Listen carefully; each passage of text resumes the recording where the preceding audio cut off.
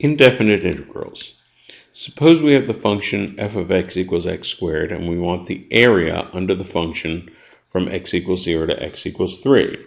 Well, of course, this area is going to equal the integral from 0 to 3 of x squared dx.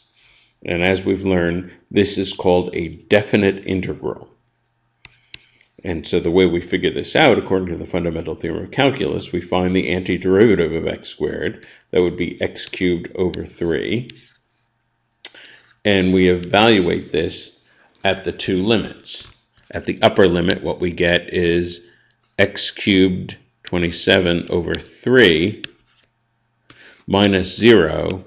And of course, that's just 27 divided by 3, which is 9. And so that number is the area under the function. So this process of finding the area, this is a definite integral. Well, since we need to find the antiderivative as part of the fundamental theorem of calculus, we could also just write integral of x squared dx without any limits of integration. And what this would be is an indefinite integral. The indefinite integral is an operator. You put in one function and you get out a function. Of course, the function you get out is the antiderivative.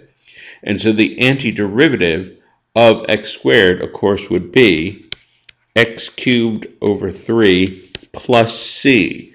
Remember from our earlier videos that when you're finding the antiderivative, you always have to add the arbitrary constant, because if we took a derivative, the derivative of that arbitrary constant is 0. In the next video, I will just list a table of indefinite integrals.